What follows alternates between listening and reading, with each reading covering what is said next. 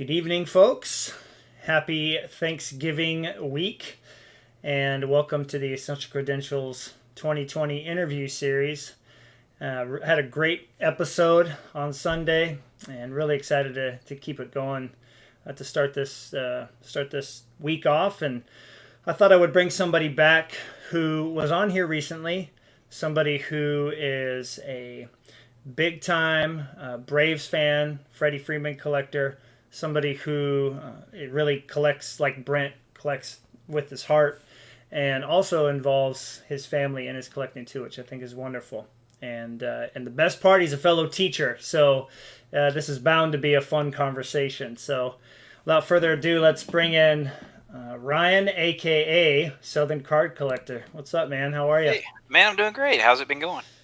Been going really good. Been going really Great, good. great. As a teacher, you know how it is, man. It's like we get the next 2 days off. I mean, you've had the whole week off, but for me, Yeah. I know. So you're kind of like, yeah, whatever. This is, It's been yeah. miserable. I've had to clean and cook, and I should have been at work.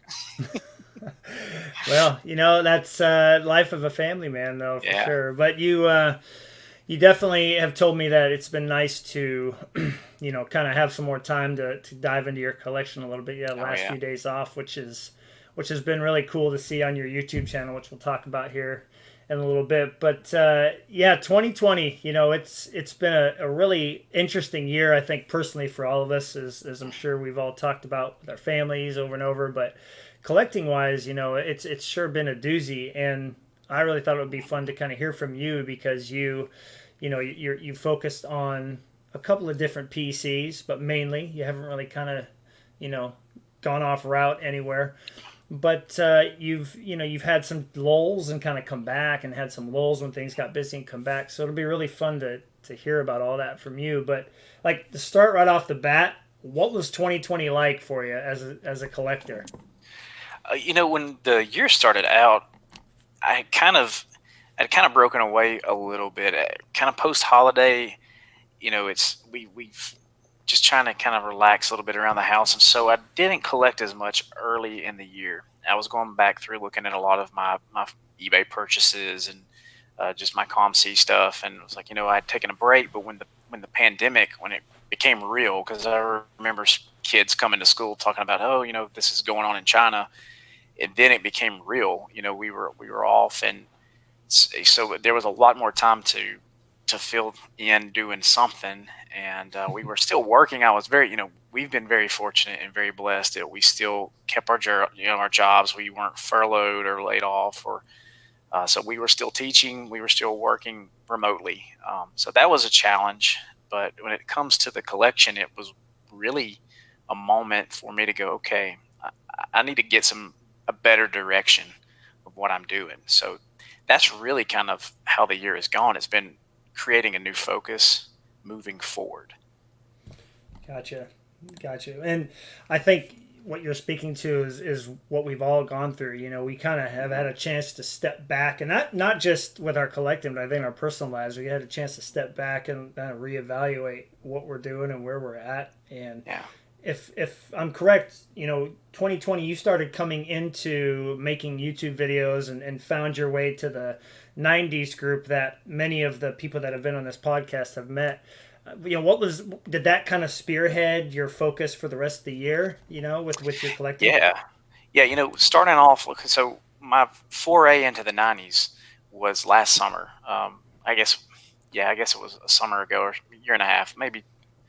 And I started looking for Chipper Jones cards. It was just kind of random internet searches, or to see what's out there, getting on, like the trading card database Right. website, and looking at the sets, and then just looking for these inserts. But I had been on the 90s group and kind of seeing what everybody was looking for. And so that started kind of honing in my search. And then I realized, like, whoa, Chipper's going to be difficult to collect for a couple of reasons. So I thought, okay, well, who do I like? Who did I like from that era? And Javi Lopez was, the second guy that popped in my head. I just loved the way he played the game. He was he was a good catcher. Um, he wasn't necessarily a great catcher, um, but he did a great job. He could hit the ball well. He was just a really good teammate, and he's a really cool guy, a really nice guy. So I thought that's the direction I'm going to go. So as we got into 2020, I thought, okay, this is where I'm really going to start focusing really hard on looking for his cards. I've done the research. I see what everybody's looking for. I know what cards are considered rare, and so that's really where it Mhm. started. Was starting to dig for those. But it really focused in on searching for his cards and really narrowing down what I was looking for with my Freeman collection too. Right.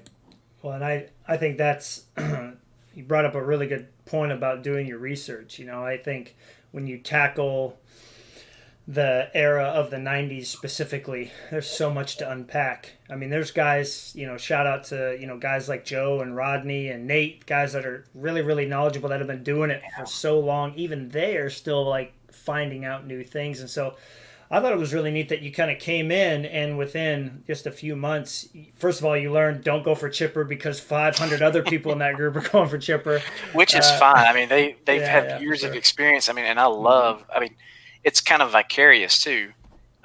I can enjoy Chipper without having to spend the money because those guys have such awesome collections and they share them. Um, Not at nauseum.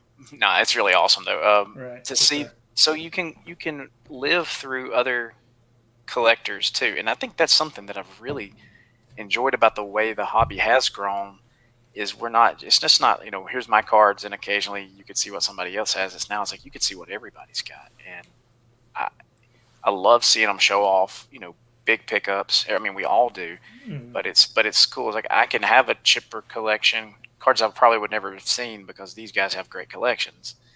And right, so I really enjoy that part of it too. I think part of the hobby is not just it's not just collecting cards anymore as much as is creating communities, and that's what social media has allowed us to do with these smaller groups, and I love the right. community aspect of it.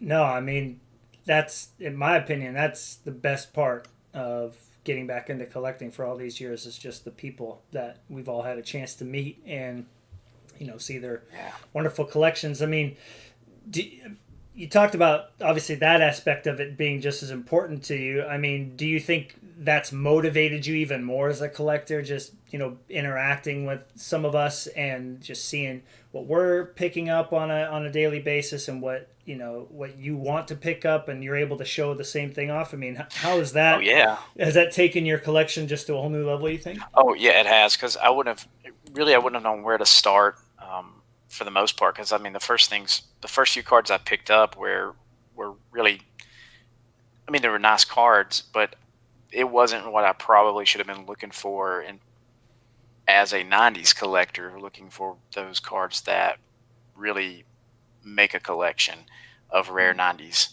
cards. And so seeing what you guys were posting, the feedback that you gave to each other, and then as I kind of slowly stopped, creeping and started interacting, that opened up a door that allowed me to, message guys and say, hey, tell me about this card, or what do you think about this one at this price? Because I've never priced a card like this before. Is this legit? Is this crazy money? Or, is this one I need to pass on, or is this one that I need to go for now?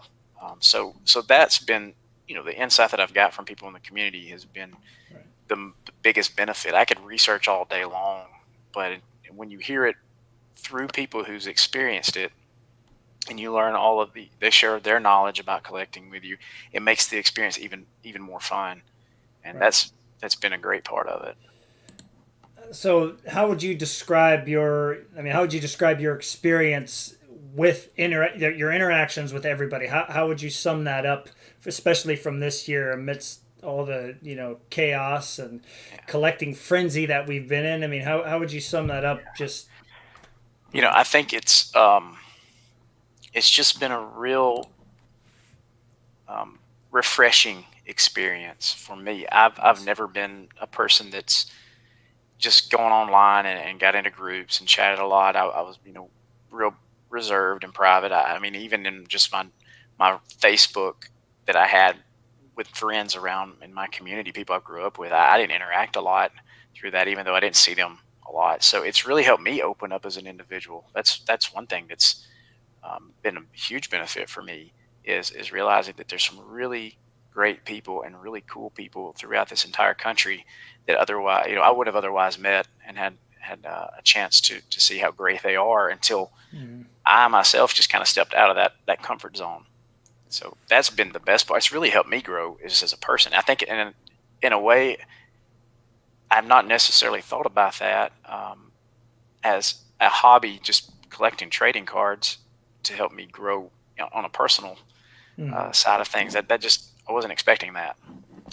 Well, I can tell you this. I bet you weren't doing any Trevor Bauer victory dance walks on, on video for No, anybody else before this year. no. So, Look, there was a side of me years ago that there's plenty of buried VHS tapes from high school that if kids got a hold of them and saw them today, I couldn't teach anymore. I mean, they weren't bad, but it's just, you know, it was a bit embarrassing. So I got a little more reserved, and I think I might have got a little too reserved. So yeah, no more Trevor Bauer.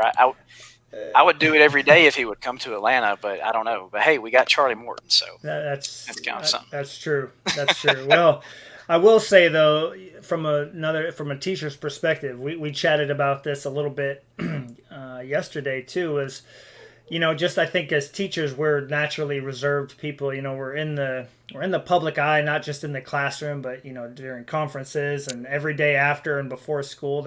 We're just being looked at by a lot of eyes, and so I think that really is this gives us an opportunity to kind of just let ourselves loose a little bit more. And you talk a little bit more too about how the hobby has helped you out, after work, like kind of an escape, right? Yeah, before the pandemic, hobbies, I mean, in general, to me, a hobby, I don't care what it is a distraction from the noise in your life. I mean, that to me, that's what it's for. Um, and I share that with my kids. And I know we'll talk about that a little bit more, but really it started off as it was really more selfish. It was for me. It was something that I did. They really didn't have any interest. They were real young when I got back into it.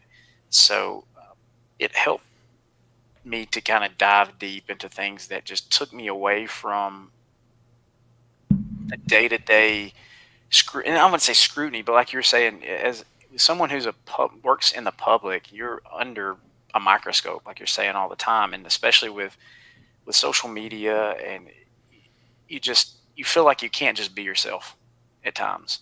You feel like you have to put on this, and we all have this professional side and a personal side, Right. where we kind of get home and we let our hair down. But I'm going on the internet and I'm making videos that I know some people that know me would be like, I don't see you doing that kind of stuff. Um, but and but that's helped me as a release. I enjoy it. I don't care if anybody watches my videos. Honestly, I used to make videos and didn't even post them. I was afraid to post them, but that was what I enjoyed about it. Was this is a chance for me to just do something, to just let go, step out of my day to day reality, not worry about all that, and just relax and have a good time. And so that's really just what what the hobby does for me is just kind of my time to calm down. Right. That's why No.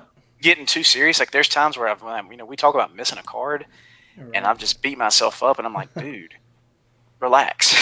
If you're taking it that serious, then it's not the reason you started doing this anyway.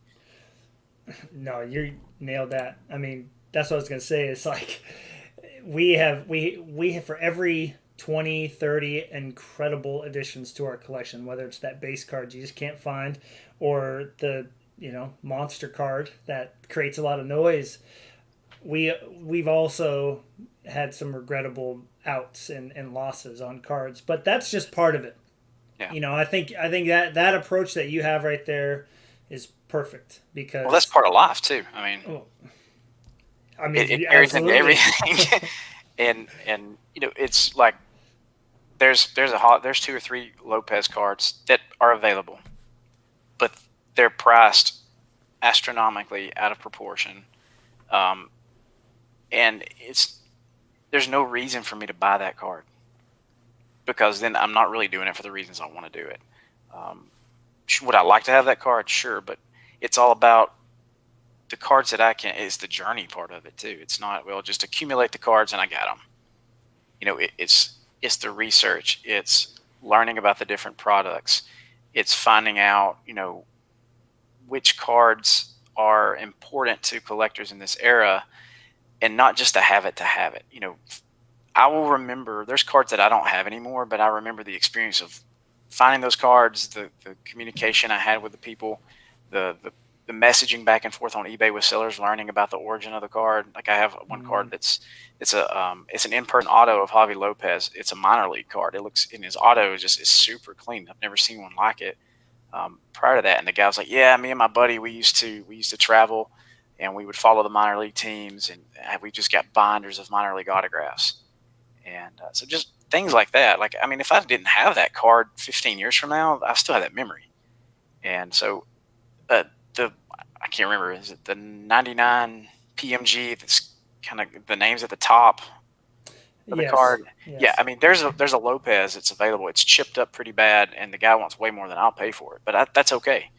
I'm not worried about that. But because I don't have to have that card to have fulfillment in what I'm doing, I guess. And Yeah. that's different than when I started. That was a priority.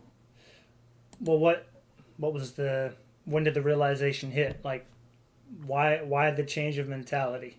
I think to understand it, and like to understand how I collect in 2020 is to understand my journey to 2020. When I collected as a kid, it wasn't. I mean, a lot of you guys have great stories of collecting when you were kids. I I remember collecting as a kid. I don't remember anybody else doing it.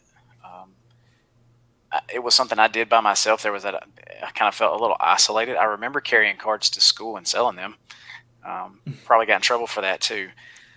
But it was just grocery store packs. It was a bunch of score. It was never like we didn't have a hobby shop, and we didn't have an LCS.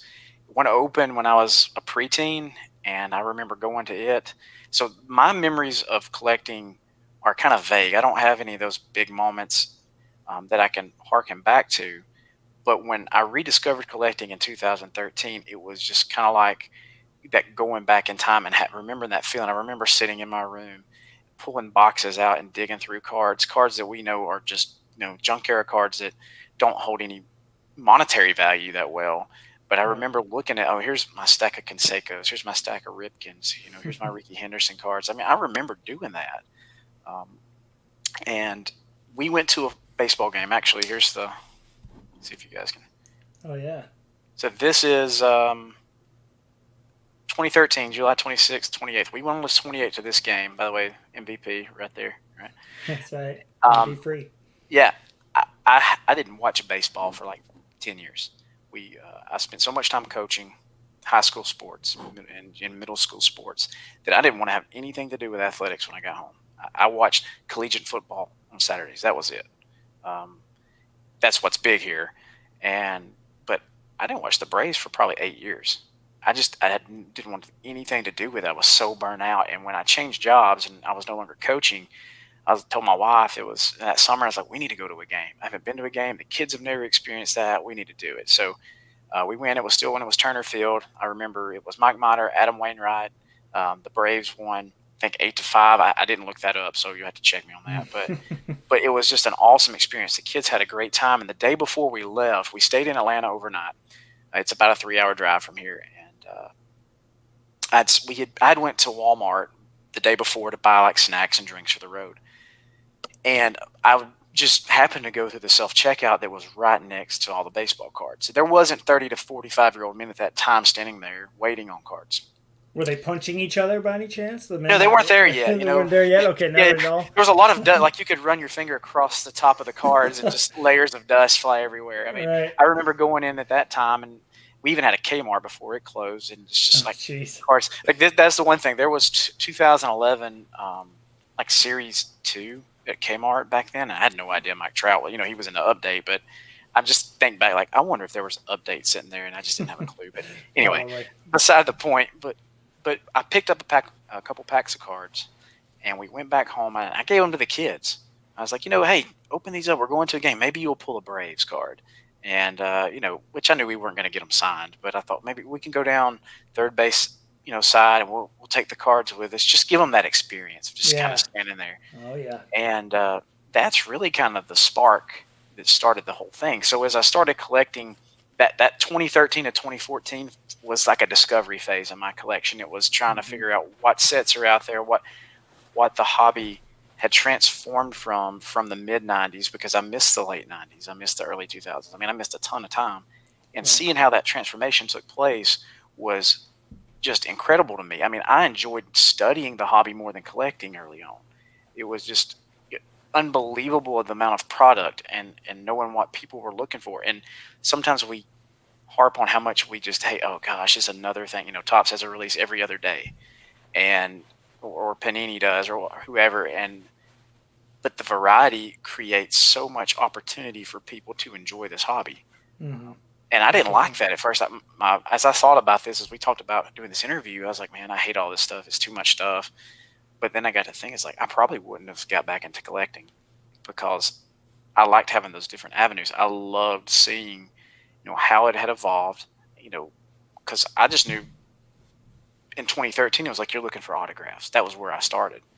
But Right. I didn't understand the memorabilia process that took place, or the rare inserts that took place in the late 90s. So that was really cool. And then transitioning into like 2014 to 16, it was like an accumulation phase. It was just buy, open. It was chasing. It was like, we got to hit this. It was about value, because I saw what people were doing, selling cards. Right. And I was letting the hobby dictate how I collected instead of me dictating how I collected. Um, and there was a realization at some point when I looked, like behind me, the shelf, and then even under the bed over here, it's just 5-row boxes of just cards that I could care less that I have. Mm-hmm. And I thought, this has got to change. So um, I really hit a lull. I really wasn't happy collecting. I probably stopped collecting for about 8 months, and that time away got me thinking about what I wanted to do. So I really started thinking about, if I'm going to proceed doing this, I've got to set some rules, and I've got to create some goals, because I'm Right. a goal oriented person. I'm very much, I need to have a set of rules and instructions in front of how I want to proceed. I'll spend more time thinking about how to get something done than actually doing it. That's funny. And Which I'm is funny fortunate. coming from a teacher. I just want to say Yeah, that. yeah, it You is. know. But I wouldn't say I'm a perfectionist. I don't like that term, because I'm not. Nobody's perfect, but and no circumstances are perfect. But trying to create the best situation. So that's what I was trying to do. And I thought, I've got to set up a way I'm going to do things. So that moved me into my goal setting phase. And that's when I started honing in on, okay, who do I want to collect and why? Mm, Why do gotcha. I collect this? Like, I was looking at stuff going, why is this here? Does it have meaning for the way I want to collect, or do I just need to get rid of it? And I don't know. There's a lady that has a show. I can't even remember her name, but it's just one where they go in and remodel, like redecorate. Huh, And her thing was like, if it doesn't spark joy, get rid of it. I like that. And that kind of stuck with me. And I was like, why do I like this card? Because everybody likes it? Because it's worth something to someone else and not to me? Because Yeah. I can get 30, 40, 50, $100 for it? Is that why it's important to me? Because if that's why it's important to me, I don't need it. He gone. Yeah, and that Yeah. was hard to do, because it was like, there's potential and what this could be down the road, but down the road's down the road. I mean, today it's worth this, tomorrow it might not be worth anything. And what's that really matter if you're collecting to find things you want? So that's when I started transitioning. I was like, okay, I don't mind selling this card for $100 and buying, 10 Javi Lopez cards that Right. nobody else will buy, that nobody will probably buy for the price that I bought them for. Mm-hmm. So that really became important. With all the stuff that's out there, I got to thinking about it. It's like, all right, today's releases, like whatever gets released today is tomorrow's fire sale. I mean, that's really, if you look at it, a product gets dropped, everybody goes crazy for it, and then you look on these groups, and it's boom, they're just selling the stuff off, and then the next hype comes, Yep. and it's a hype driven. I think it's been like that for a long time. I mean, you go back to '89 with the Griffey rookie and Upper Deck, and we had that huge climb and then the drop off Yep. in that junk era, and it was about hype. I mean, when cards were made in the 1950s, there was a toy, in a sense. It was a Mm-hmm. pack of gum, and there was some picture cards of some baseball players that kids loved, and that's why they hold value today, because they are rare. Um, because people didn't treat them like that at the beginning. Of course. Yep. No, you brought up so many good points there. Everything you just talked about, I think we could have 3 or 4 episodes on it. But I told you I could talk a lot. That's good for a series like this where we're, really trying to get to know you a little bit better. But I think you brought up a super important point that I challenge everybody that's watching right now and everybody that watches in the future. Look at your collection. You could have a collection the size of Nate's, which is massive, and but Nate loves every single card in that collection.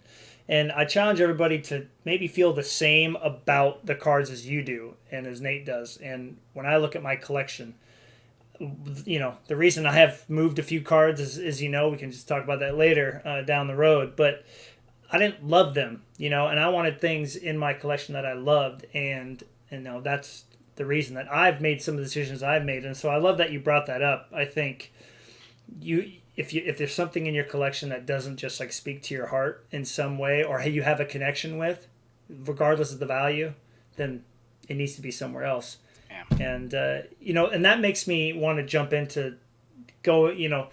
The way that we've kind of looked out for each other. We've got a nice group of friends that in the hobby that we just are always kind of staying in touch with. We're helping each other out, and that was kind of my introduction to meeting you. I mean, I watched a few of Yeah. your videos, Southern Card Collector on YouTube, and you opened some 90s boxes right after you started getting into collecting hobby. And that was when I was really heavy into my A-Rod collection, going for 1,000 and trying to breach that number. And you pulled, I want to say like 3 or 4 cards, like a gold medallion, a base, another gold medallion that I didn't have. And I'm like, man, I don't have any Braves or anything. What am I going to send this guy? And I'm like, hey, what do you want for these? And he just sent them to me. And I'm like, wow, okay, this says a lot about the type of person Ryan is. So that kind of made me like, I got to get to know this guy better. And I mean, do you feel like that part of the hobby right there, like the community aspect of the hobby, has like helped you enjoy this whole experience 10 times more than if you were just doing this by yourself, like the interactions or whatnot? Oh, yeah. I mean, I think that has become as important, or probably more important, than just the cards themselves now. Um, Seeing people be happy, knowing that you can create a little bit of positivity in their life, bring them a little bit of joy, a little bit of happiness, that has been more of a benefit for me in this than anything else. And that's something I mean, I haven't been doing that a lot because I didn't know a lot of people in the community. But like, if I've got something that you guys need that is just like I said, it's just sitting in a box, it's going to be, it's going to bring you more happiness than it would me. And me being able to do something for someone else is important. And I think that's a benefit of having kids. And you go from, it's a focus on you, and then that transition changes, and you see the joy that you can bring your children, and then you think, oh wow, I get a lot more out of this than I do these cards. And so that's been really um, a great experience. And I haven't got to send out as much stuff as I would like. That's definitely going to change, because that's one of my big goals moving into the new year. Is people have been through a lot of crap this last year, Yes, and sir. if that helps someone out, then that's great. That's what I want to do. So No, I love it. Great mindset. And you had a really good idea for kind of a group of people that we've been kind of getting to know a little bit better. You had a really cool idea for next month, so I definitely want to want to talk about that after the show. yeah, But again, one thing that was really cool for me, and I don't know how many of you watching and how many of the that are going to watch this have experienced this, but you and I had a little exchange where I sent you something like I don't need to keep this, like I know who's gonna love this way more than me. And you like posted a video, you were all excited, like whoa! I yeah, think you treated it like it was completely blowing you out of the water, which I didn't expect. But I mean that's what's so much fun about being in the hobby is those moments right there, and yeah. yeah. Yes, it's great, and I've seen it in other groups that I'm not necessarily a big part of, but I see people like, hey, so and so sent me this, and they'll post it, and they're like, yeah, he's a great guy. He's always been like that, or and you think, well, that's happening in a lot of groups. We Mm-hmm. don't see that, Right. and that just tells us that this hobby is still it's still okay.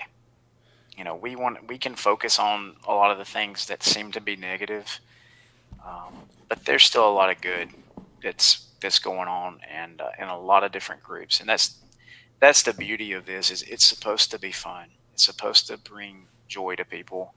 It's supposed to be an escape, and but if you want cards because they have value and that's what you like, I don't agree with it. That's not the way I would collect. It was at one time, so I've been there a little bit. Yep. Um, but at the same time, that's fine.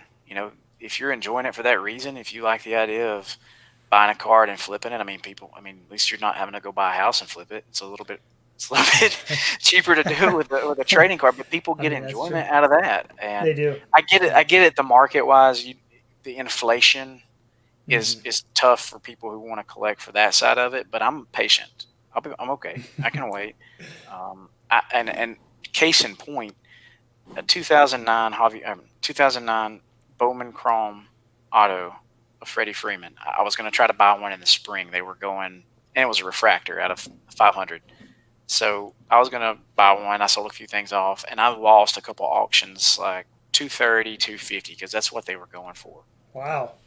Yeah, at the time I was like, yeah, it's a lot, but this is one card I'll keep in my collection, and I kept missing out, and then he started having a great season, and now they're like raw. You can find some raw for 200-300 bucks, but they've got a lot of they're not in great shape.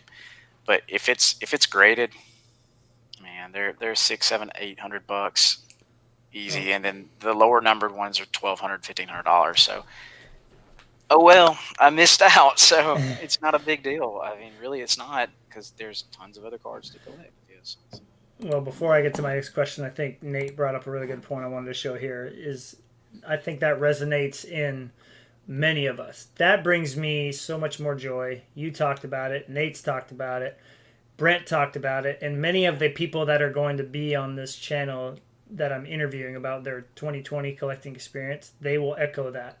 yeah, And Nate is one of the first channels. His channel was one of the first ones I saw, and he made me smile and laugh just to see how much he loved what he was doing and the enthusiasm he had. And it's like you were saying, he loves every card in his collection, yep, and that's what's great about it. Is he gets to rediscover me. Like, he'll go through a box like, oh, I forgot about this one. He just makes it fun. You can tell he cares about it. You can tell he doesn't get um, too. He doesn't let it get to him. It's just there's some things he'll get on it and talk about, and we get how some of those things have been in the hobby, but that he was one of the first ones like, yeah, that's what I want. That's really what I want out of collecting, is that kind of feeling. So I like it. I like it. Yeah, and that same for me. I think he was one of the first. Him and Aaron Davis yeah, were one of the first that I discovered. So it's been great, getting to know them, and I'm sure you've seen them on the show. oh And yeah, but just hearing their experiences from somebody who is kind of an old time collector. Not that they're old, but that they've been around for a while collecting, because there's a lot seasoned. of yeah, that's right, seasoned collector. Um, let's dive into. Okay, you brought up Freddie Freeman, so I'd be remiss if we didn't touch on the MVP for just a couple minutes Yes, here. We all are collecting across the board.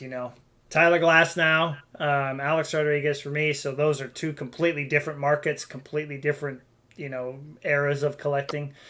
You got Javi Lopez, who is kind of like Glass now, right, in the '90s. Like, he's got a yeah. little bit of love, but you can get some pretty nice cars for a good price. But then you got Freddie Freeman in modern, and he's like beyond A-Rod. If A-Rod was modern, he's way past that. So, like, what's it been like collecting him prior to the season starting, and then like him just killing it, and the prices going bananas? How are you still able to enjoy that PC? So when I first got back into it, and I was everywhere, but when we started watching the Braves, I was like, I need to pick somebody that I want to collect for the Braves that's modern.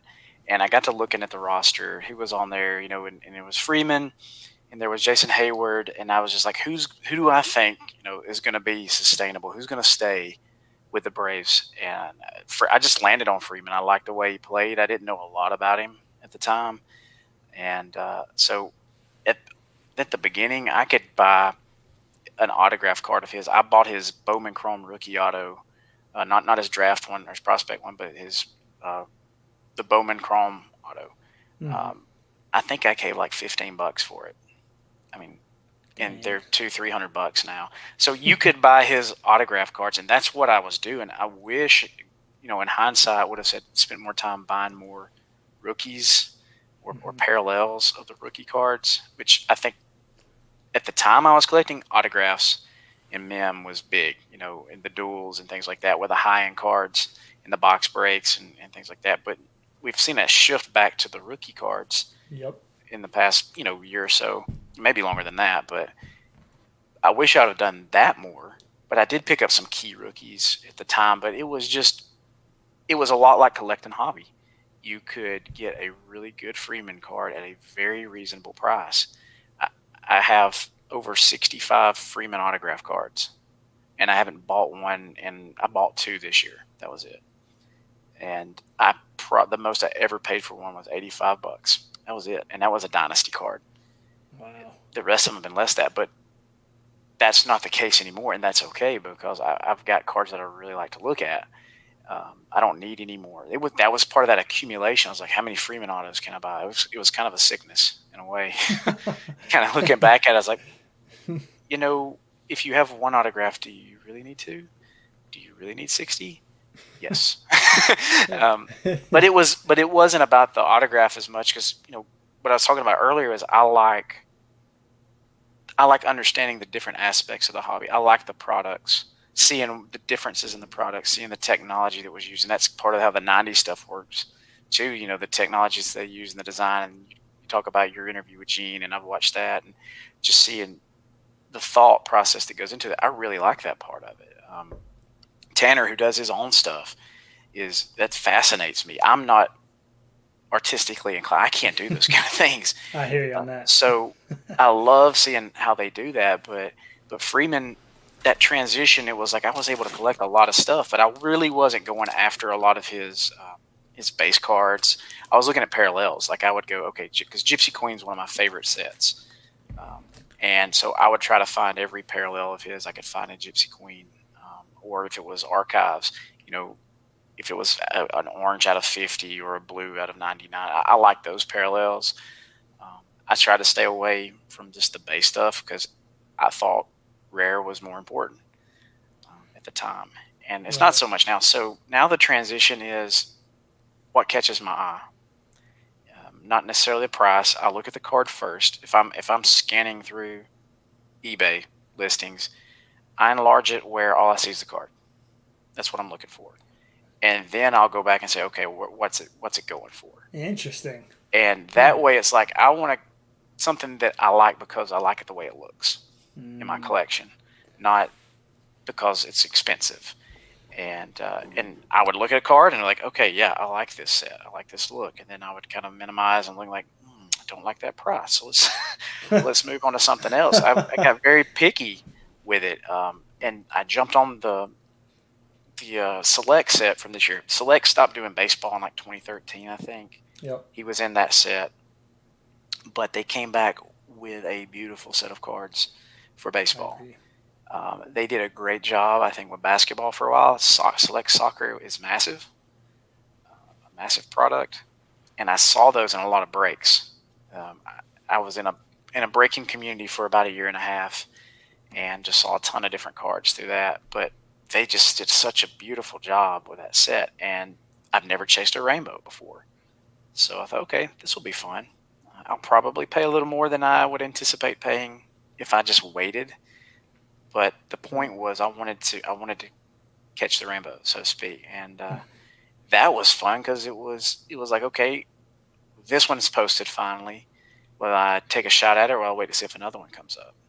And so I've backed off on trying to just find a really expensive card of his. I'm not, or pay a lot of money for a card and look at it from a standpoint of if I see it and I like it, why does it appeal to me? And then let's look at cost after that. Right. So No, and it's funny that I mean, not funny, but it's great that you mentioned that because one of the people that's watching today, I don't think I've met this person before, but I love that they're saying exactly the thought that you talked about. yeah, Can you wait until another one comes along. And I think you said it perfectly, because I'm guilty of being like, okay, that's the first one, I'm gonna grab it at first when I was rainbow chasing, and you have learned that patience of. I love that idea. I've never heard of a collector say, I zoom in all the way so I can't see the price and look at the card only. And that I'm thinking, oh my gosh, like that's exactly what I'm going for right now with my other collection. I'm just looking at looks. The price really doesn't do a lot. So, or I mean, it does, but that's not the reason that I'm liking the card. I see what you're saying. So that's great. I think that's Well, awesome, Ryan. and part of that, and Brent had mentioned this in his interview. He was talking about the tribute cards that he posted, and Mm-hmm. I was the one that commented about, "Oh yeah, that's going in my search list because I've seen those cards before. They're beautiful." And I commented on his post. I was like, we're really just collectors of tiny works of art. That's really what Yeah. we're doing. I mean, you think about the things that um, trading cards have in common with artwork. I mean, there's a muse, right? You've got the player or the team. There's a reason why they're admired, whether it's their, their the life they lived, or their accolades, or the potential that they might have. And then there's the medium. There's so many different media out there. There's different varieties of cards and designs and arts like that. It's all kinds of media. And then you've got the aesthetics of it. You know, what looks beautiful to you may not look beautiful to me. So that's that eye of the beholder thing. But then there's also value to to artwork, Right. and these cards hold value too because they have meaning to people, and so we place a value on it based off of the meaning. So I just feel like we're really just art collectors. It's just a different type of art. I, I agree with that for sure. And like you said with the select set, that set is the reason that I was able to get over the Panini non-logo thing. I mean, I was like, crusty crab for many years about that, and refused to even look at the cards. But it's amazing what happens when you start collecting a player that's currently playing and they end up making Yeah. the set. So definitely worth checking out for those of you who are maybe on the fence. But before we get on to the rapid fire, you were talking about, you've mentioned them a few times. You mentioned your children, you mentioned your kids, and also that joy, like what that brings to your collecting experience. And it just, when you're collecting as an adult too, it's almost like you're a kid anyway, like you're rediscovering, opening up a pack and getting a card that you will Yeah. never forget those memories from as a kid. I remember, I've told it many times on this channel, pulling Joey Cora's base card from Metal Universe in '96. Like that card always puts a smile on my face because of the reaction that happened. But how have you kind of brought your kids into this? I mean, have you got them into collecting at all, or do they just like kind of being a part of your collection? Yeah, when we went to the game in 2013, and I bought the pack of cards, my boys were real small, that so they weren't that interested. My daughter was 7, and she really got into it with me, and I didn't think that would last very long. Just being a little girl and growing up, and I didn't think she would collect all that time. So I thought this is a time to strike while the iron's hot, and have her involved in this. And that's why I build Gypsy Queen sets. She really liked those sets. We would buy blasters of it, and then it got to the point where we would buy hobby boxes. We'd pre-order a couple so we could open them together. We could build the set, and just she really enjoyed it. But she phased out of it, and then the boys were getting a little older, and they started like wanting to open boxes with me, and so we started doing that. But my oldest son, he likes non-sports trading cards. That's what he likes. So we would order Star Wars or Stranger Things, Nice. just stuff that he was into. If he liked a show, we would buy that product, and we would open it and build the set. And like, he's kind of phased out, but so. And then the younger two boys are kind of getting into it a little bit more, but they really enjoy the videos. I mean, we'll sit in the den and put my videos up, and my middle son just laughs at all the stupid things I put on it. The little videos, yeah. Yeah, and he's like, that's his favorite part. He's like, that's great, Dad, because I see everything they watch too. And I was Okay. like, why are you watching that? So I was like, if I can do this and they think it's funny, then we'll have a good time with it. So but I'll show my son some hockey cards, and I haven't collected a lot of hockey, but we are playing hockey on PlayStation now. He's asking Hmm. questions about it. He wants to learn about it. And so I think it's just opening up some avenues to where we can have some quality time together. Not as much, they're not as much into the collecting side of it. Like they want to open it, see what it is, but dad sorts it, deals with it, stores it, puts it up. He's the one that Right. goes back and looks at it. But one day, they might want to, and so it'll be there for them. Well, can I just say that first of all, I love that your kids are involved in the hobby in some way.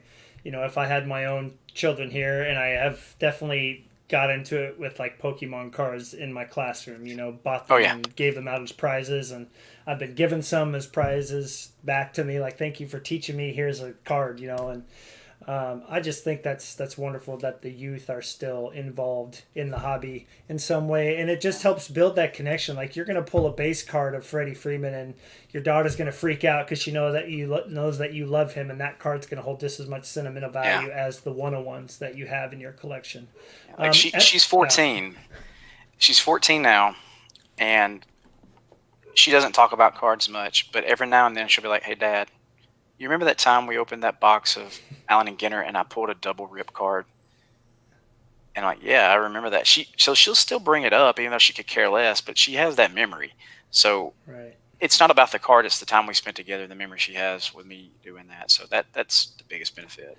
Well, and once you start going to baseball games again, 4 or 5 years down the road, just kidding, but whenever that is, I think that right there, that really like sealed the deal for my love of the game. Being at a game and seeing Alex hit a home run, and then going to games recently with my dad, who will admit he's not a baseball fan. He could probably care less if the Mariners even play, but when we go to a game, me and my dad and my sister and whoever else is there, like we get excited about it, and it just kind of keeps the love of the game there.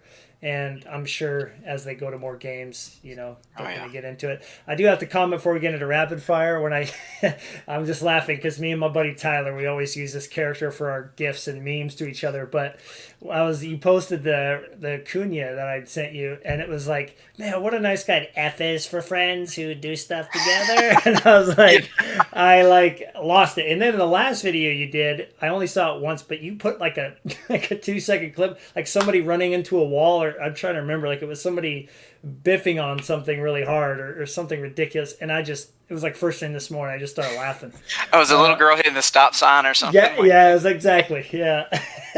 So yeah, I mean, again, for everybody watching, his YouTube handle is Southern Card Collector. If you want to see some 90s boxes get opened up, if you want to see a hockey box get opened up, I will say I'm pulling Ryan over to hockey right now, slowly but surely. It's about to happen, so get ready for more hockey videos. But you've just you're very well spoken. I can tell that you've practiced doing those. And I don't know about you, but I've definitely hit stop and record multiple times before Oh getting a yeah. video right. Even like halfway through a video, I'm like, yeah, that stinks. Click and just redo it again. So I mean, I should what's just throw the? some. Go ahead. I think next time I'll just throw some bloopers in at the end. Like, hey, Southern Card Collector. Oh, you moron! Start over. So, That would be really funny for sure. I mean, have you really enjoyed the whole YouTube experience as well? I mean, it's definitely a yeah, different beast, to manage. yeah, it is. I mean, those little 5 minute videos with 4 or 5 edited clips in. It's like 2 hours of just on my phone, laying in the bed at night, just like screen recording things. I'm probably breaking so many rules. My channel will probably get taken down next month or something. But my wife's like, "What are you doing?" It's like, "I can't get this to fit in properly." She's like, "What are you?" She's like, "Just go to bed." Has she watched that question? Has your wife watched any of your videos recently with the editing? Probably not. No. I don't know. She'll never watch them. Probably. I'm almost embarrassed if she watches them. But no, my wife is awesome. She supports what I do. She's never questioned one time a purchase of a card. She knows that I will not do anything that's not in the best interest for our family. And I've told her before, every card that I have in my collection could be sold tomorrow if it had to be sold for our family. I mean, Absolutely. Yeah. so she could care less about the videos. She doesn't. She occasionally finds me funny. Um, I just think that's the way it works with spouses sometimes. I can make her laugh sometimes. There you go. Well, I can't wait for a blooper when like you're recording and she comes in like, "What are you doing? That card sucks," and like leaves the room or something like that. Like that's not even that good. Oh, that's funny. I'm sure Nate and some of you watching that have significant others at home have experienced that. I'm on my own right now, so I can kind of tell myself I'm an idiot when I'm recording and redo it. Nobody's gonna hear it or see it, so that's good. I mean, look at this room. This doesn't look like a typical bedroom, right? This is not my bedroom. I don't even have a place to put cards. I had to carve out a spot in my son's room. There we go. Hey, there you go. That's gonna help for sure. Well, hey, let's dive into these rapid fire questions. This is again for everybody this is their first episode in the series. Every single guest is going to be asked these exact same questions, and it'll be really fun to go back when it's all said and done, when this is all wrapped up in like the next month or 2 or 3 months, and see how different and similar all the answers are. But first question for you, Ryan, is right off the top of your head, top 3 pickups of the year. Okay, so by far it's easy. And one thing I didn't mention, I know, to kind of for brevity's sake, if I was going to give myself kind of a category of a collector, it is a categorical hobbyist. I don't know if that makes sense or not, but I like collecting in categories because I get to experience a lot of different areas. So that Like kind it. of is evident in this. So this is one of my top ones from the year. This is the 1960s. If it'll get a focus there, 1960 tops Hank Aaron, and I just love it in the black SGC slab. That was, Aaron that's my vintage collection. That's what I do in vintage is I go for Hank Aaron cards. One of my all-time favorite players. Love his story. He's such a great guy, such a huge ambassador for baseball. So that's the vintage end, and then with the modern end, this was just a major pickup before everything got crazy with Freeman. Let's see if we get here. So this is from Tech, and I love the fact that this card has that connection to the 90s. So this is from 2015 Tech. This is 101, like it's like a printing plate auto. So that was a pretty big one. Awesome. And then this is probably the biggest one, and this is one you had a lot of input on because I just didn't know, and the rarity of it and not understanding how hard it is to find this card. Thing makes me weak at the knees, man. Oh gosh, man, it's such a beautiful card, and even with Panini using this same, let's see if we get a focus. Sorry about that. What does Panini call that again? I think they call it scope. Yeah, that's it. Scope. Right. But my goodness, and they put it on Spectra football too. I have a football card with this, and I didn't even know. Like I had that football card long before I had this card, and it's just there's serial number. Probably the top 5 most iconic card of the '90s. Yeah, I mean it's just and there were other cards that I picked up this year that are awesome, but in terms of just to see the different areas that I collect in, those were probably the top 3. Those are the 3 cards that I just love. I put them out, I display them. Awesome. So I like that you put them out for people to see too, because like you said, they're works of art. And when people do come over, I have a shelf out there, and I like to put like a theme to. I have my Formula One shelf, and then I have a theme of other cards. Could be any sport, and I like people coming over and asking questions like, "Okay, what's the deal? How come that looks so cool?" So yeah. Great. All right, biggest steal of 2020. Looking back, what do you think it is? I went through a lot of purchases, going, okay, which one did I steal, and it's like most everything was just like probably what you would pay for it. But this card really come to mind, and I don't know how well it'll pick up. But this is from that select set, and I know Brent showed the 1/1 moonshot. Yeah, way to follow that up. Yeah. Yeah, geez, thanks a lot, Brent. No. This is great because Yeah, now that's people awesome. get to see the rainbow. So this is the gold perfect. parallel. This one's out of 10, and the deal with this card.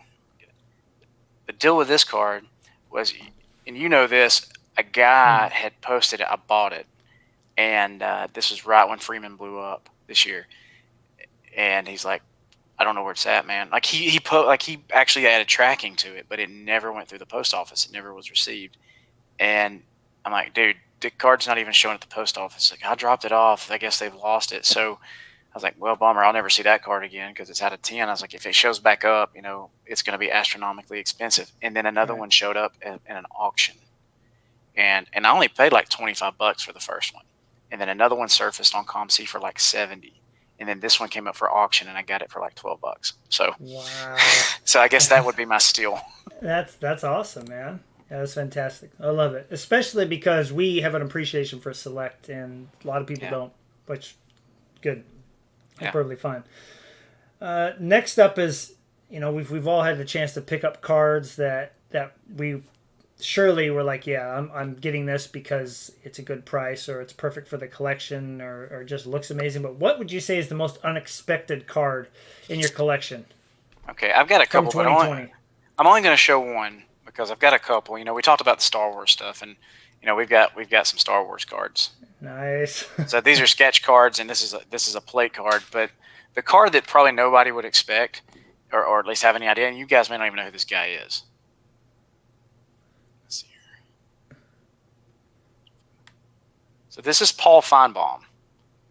Paul Feinbaum is a radio talk show guy off on ESPN. Come on now, Paul.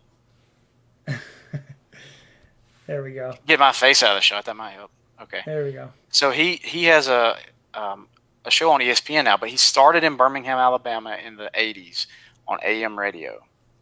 And you talk about, this is Iron Bowl weekend in Alabama. There's, between the election and the pandemic, it comes before any of them now. I mean, that's all that's on the news. And this guy has been stirring crap in Alabama for years, and now he's on the SEC network. So he was in Alexander, and I had to get it just because we would drive to work when I worked in Birmingham every day, and me and my cousin would just listen to him in the morning. So that's just kind of a cool connection. Awesome. I didn't even know that card existed, but Alan Ginter's good about putting out cards Yeah. for these people that, otherwise wouldn't have anything like that, but gives you something unique to chase. So cool. Awesome. I didn't even know about that card in the collection. And again, I try to keep things very positive personally, and on this show, I think that's just the right mindset to go about. There's always going to be like a card that you wish you didn't let go, or like just something from the hobby this year, especially in 2020, that just kind of sticks a knife in there a little bit. What do you say would be the biggest disappointment collecting wise of 2020 for you? I think it kind of comes back to what we were talking about with the kids. And it's not even guys waiting out at the stores to buy loads of retail to try to flip online, half of which they don't realize is not worth trying to flip online. But it's more or less the way the pricing has gone in the industry this year. And I'm sure it has something to do with the economy and the way things are. But, I told you we would open out Gypsy Queen and build sets. And a hobby box, I get it, 80 to $100 is probably what you typically pay. And Gypsy Queen's gone up in price over the years gradually. But if you pre-order, you could pre-order for between probably $90 and $100 a box at the time. Well, I looked at the pre-orders for 2021. There's absolutely nothing different. It's the same number of hits. It's 2 autographs. They've taken out all the minis. All the mini relics are gone. And it's like $160 pre-order Jeez. per box. Yep. And like how do you expect kids to, or parents to buy a box for their kids to start building a set or and then they can't go find the retail because it's getting pulled off the shelf. And I get that. I think that'll stop soon. I mean, eventually I think that'll play out. But I'm just kind of disappointed in the fact that we're probably going to price out people who would love to do this, especially kids. And I'm sure it'll come back down at some point. It will have to, but I think those numbers reflect we have a lot of breakers who are working with distributors who are getting bulk prices, and even some of them don't get great prices. So I just think the companies are catering to who's going to buy the most boxes. I mean, and cases. And I understand that it's capitalism. They've got to do what's going to be best for their business. But I just feel like that's the biggest thing that bothers me is just kind of how that's going to affect the future of these younger kids collecting. Absolutely. No, I'm with you on that. We were talking about that yesterday too. I don't want to see the kids lose the chance to start doing this, and who knows what it's going to be like when they're our age and they get into the hobby. Yeah. If they Yeah. want to, they might just be like, "Well, this is too expensive. We got to move on." Let's go back to the positive side of things. What would you say? I mean, all the cards in your collection, which one carries the most meaning to you? Like, what's the most sentimental card that you have Um, in your collection? and this is funny. It's two cards, and these are actually cards that I've had since I was a kid. And one of them is a King Griffey Jr. card, but it's probably not the one everybody would think it is. Right. It's this one. This is from 1990 Upper Deck, which I love this shot better than the 89 personally. I'll agree with you on This, that. this picture of him. This card is important to me because my dad didn't spend a lot of time with a hobby. My dad worked a lot. My dad's a coal miner. He worked in the mines for 41 years, and he worked for me and my sisters and my mother really hard every day. And the time that he spent with me, and he knew what was going on with Griffey in '89, and he made it a point to go buy that set for me, the 1990 set, because he, like everybody else, they thought that trend was going to continue. And I mean, honestly, that set's not worth anything in a sense of value that people place on cards today. But that card means a lot to me because even though Dad had to work a lot, he showed interest in what I like to do. My dad would go to work, come home. He would coach our baseball team as a kid. He would sleep 4 hours. He would get back up, go to the night shift, and work, a 10-hour shift in the mines. And so that card means a lot to me because my dad cared about what I was doing. Um, and I'm very fortunate to have that in my life. Love it. Yeah. The other is this one. This is from 90, I think 90, 95, 96 Fleer Metal basketball. There we go. So it's the Maximum Metal Shack die cut. First die cut card I ever pulled. And Awesome. that was with my mother. She would take me to the hobby shop. Our closest shop was about 20 minutes from where I lived. We would go to town on the weekends, buy groceries, and I would beg her, like, can I go get a pack? Can I go get a pack? She's like, yeah. And those were not cheap. They were probably $4 a pack back then. Yep. And I pulled that card, but that's just, it's the connection to my parents. They really took interest and cared about what I wanted to do. And even though we didn't have a ton of money, they still was willing to do those kind of things for us. I love it. I think as you're telling that story, many of us are thinking of the same things if we had those experiences. Yeah. My dad certainly came to mind. My mom would even, buy me stuff sometimes. Like, wow, this is awesome. I love it. Parents are the best, man. Yeah. Give them all the credit they deserve and more for sure. Kind of a fun question. If you could summarize your collection in a sentence or even a word or two, like I'm sure you listened to Brent. Brent had 3 different words for his, but Yeah. how would you summarize your collection in one sentence or less? I know what I want from my hobby, and I know what I don't want from my hobby, and that's clear now in 2020. I know what is important about it and what's not important about it anymore to me. But I think the more important thing is cards connect people, and that's part of what I want out of the hobby is that connection. But cards connecting people, I think that's kind of how to summarize collecting for me now, not necessarily Nice. my collection. Cards connecting people. Love it. And to kind of go off that, I think maybe these are one and the same answer. What excites you the most about the hobby right now? Like, where are the hobbies at right now? We talked about, priceless where boxes are kind of tricky, and he also talked about kids need to be able to get into the hobby, right? That's kind of a downside, but there's a lot of really good things going on with this hobby right now. Like, what excites you the most about the hobby right now? I just think that the fact that it's really out there. I mean, even though there's this explosion, and we've talked about new people coming on the scene, and it's like, oh, these people don't know the value of cards, or they're spending a ton of money. They don't know. It's getting noticed. I mean, Phil Hughes, a former Major League Baseball player, is a breaker in opens product, and you've got these mainstream people that are interested in the hobby. So that's going to help keep it alive.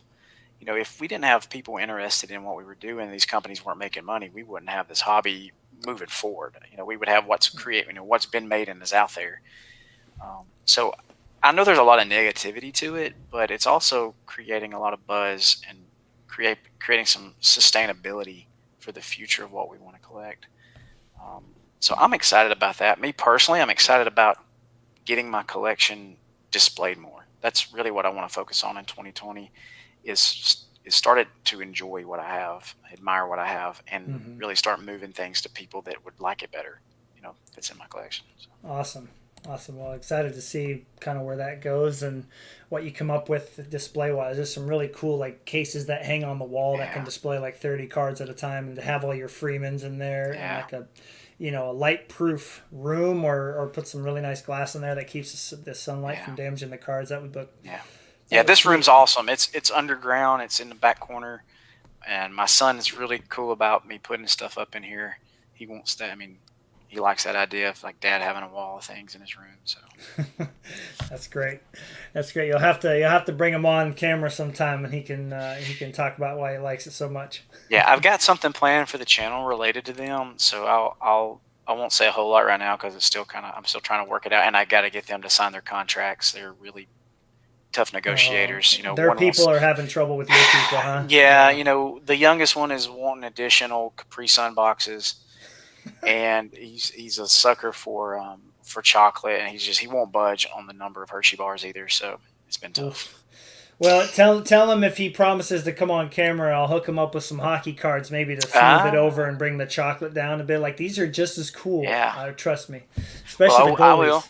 goalies. And the other part of that, I'll there's something you and I had talked about related to something you guys did Hmm. that I've not forgot about it. I've been just trying to figure out when and how to do it related to some kind of bracket you guys had. So Oh yeah, yeah, yeah. Right. Well, yeah, that's for later for sure. Yeah, but yeah, we'll keep getting into those. Those are fun to kind of rank the cards down into yeah, our favorite insert from a company. But they're very difficult because they're yeah. all so wonderful. But second to last question for you. If you could change, and you've probably pretty much talked about this, so we could just we can make this nice and Yeah. short if you want. If you could change one thing about the hobby and where it's at right now, what's that one thing that you would change? Yeah, it's kind of tied into what I'd already talked about. It's just companies and distributors that they're catering to not catering to future collectors. Um, Even though it's probably not in their best interest business wise to cater to the future, it is. I Hmm. mean, if you want to keep your business open, you need people in the future. But the one big thing that stood out to me, my son asked for some Pokemon cards for Christmas. I just got rid of 4,000 Pokemon cards. Okay. And he wants Um, some more. well, they weren't his; they were his older brothers. He didn't want them at the time, Oh, and I said, "Well, why do you want Pokemon cards?" And he watches videos of people opening packs like I do, but he right. watches Pokemon. And he's like, I want to get them so I can open them and sell them for a lot of money. And I was like, we're missing the point. Yeah. That really bothered me. So, one thing I need to change is how they view it. They see dad selling stuff, they see me getting, but they don't quite understand. And I tell them, like, look, guys, I'm not selling this just so I can make, I've bought these over time. I need to get rid of these because, I've accumulated things that I didn't need. Hmm. And so I want to sell it. I wanted my hobby to be self-sustainable, and for for the next year, I don't want to spend anything out of my account. I don't have to spend if I didn't sell it and get rid of it out of this collection. So them kind of missing the boat on why we're open and stuff and why we're collecting. Um, Right. and he's 7, so he does. Right. Those are that's the age group 1 year younger than the age group that I hear say things like that, and they need people to be able to explain to them the big picture. Yeah. And so I think it sounds like you got that under control. Let me know if you need any backup. I'm cheap, so so right now this was a really fun question to ask Brent because he Hmm. surprised me with his answer. But if money was not an issue and you could buy one card right now, like just forget about who has it listed on eBay, forget about all that stuff. If you could buy one card right now, regardless of the price, what would that one card be? Okay, so I'm really going to surprise you with this because this is the one card I want. I've wanted it forever, but it actually happened. You ready? Yeah. Oh. But Not necessarily. Yeah, it's nice. Yeah, Ooh. I got to do this. This will be I was gonna say, hilarious. man, the color looks a little bit brighter than it should be there, man. My printer's jacked up. Someday, Yeah. guys. Someday. Ah, well done. Yeah, nice. Man, you have set the bar. You have set the bar that cannot be beaten for that question. I dare any guest Uh, that comes on here to top that as their answer. I was like, I, whoa, I had to do that. That was fun. I had to that do was that. good. Good for you, man. Well, if you just show it your family any part of this interview, show them that part. And we had the most people watching live when you did that, so I hope everybody enjoyed. Yeah, the more than anybody else. So yeah, I mean, I think that would be a really cool card. First of all, to add to your Yeah. collection. I mean, because you talked about the sentimental connection with it, and that'll be fun to kind of follow and see if I don't know, maybe one of your cards is going to be worth a lot someday, and you're like, look, I love this card, but I would love that card way more. Yeah. I mean, So that's the goal. Is I mean, there's things that I'm probably going to get rid of and put that back towards that card eventually. right. And it may be 20 years from now, but oh well. Well, but I mean, you're echoing what Brent talked about. Brent kind of went away from vintage because that was where his channel was supposed to be going towards when he started Near Mint Musings, and then he kind of came back, and now he's found his way. He kind of, he went off on a tangent there, came all the way back, and now he's on the main road Yeah. back to vintage, and you could just tell he's enjoying collecting. He's Going awesome at that way. that too, man. He does a great job with his channel. I love it. He's a guy that I could listen to tell stories. Yeah, many times over. Again, reminds me of my own grandfather. So, all right, one word to summarize this interview. Go. Well, I would be remiss if I didn't use the word gratitude with what tomorrow is, with Thanksgiving coming up, and even in a world where there's so much bad stuff that's going on, um, man, we all have things to be thankful for, and I'm thankful. I have gratitude towards you for inviting me on for the interview. Gratitude to the fellow collectors, people who are watching this podcast or will watch it, or that's been in our groups and helped me out tremendously, and just growing my knowledge and understanding of this hobby. And I'm just grateful for the opportunities that I have to be able to do this and have a good family that's pretty awesome about it. So thank you. It's You're gratitude. welcome. Love it. Fantastic. Yeah, I really had a lot of fun having you on here, Ryan, and especially I like learning more about the collectors that I've been interacting with. It's different when you get to sit down and have an hour long conversation as opposed to Yeah. messaging back and forth. So this has been a real pleasure for me, and thanks again for taking the time to hop on here and tell people about your journey and your collecting experience through Yeah. Oh 2020. yeah. Thank you so much. I had a great time. This is fun. It really is fun. And I'm looking forward to the future interviews. It's going to be great to see just everybody's personality and how we're different. But there's a lot of similarities within the hobby, but there's so much differences between us. That's going to be cool. So yeah, thank you for Well, having me. I appreciate it. yeah, you're welcome. You're welcome. Well, and thanks to everybody for joining live. I know it's the day before Thanksgiving. People got some busy schedules, but I want to give shout outs. Obviously, having Nate in here, Male6565, had a lot of really interesting and well thought out compliments and comments. Drit66, and as well as Dave Archer and Ray Gerke were also in here, big Ichiro collector and hockey collector. So I want to say that next episode is going to be Sunday. We're figuring out the time, but Reese, a big Barry Bonds collector who's been on the podcast twice, Reese Pate, I got to meet him at the National, and he is going to be our first collector on here who focuses on one player only. Unlike Ryan and myself, where we're like, maybe hockey, maybe Tyler Glasnow or Freeman, or maybe we'll go to Magic or Star Wars. Like, Football. yeah, exactly.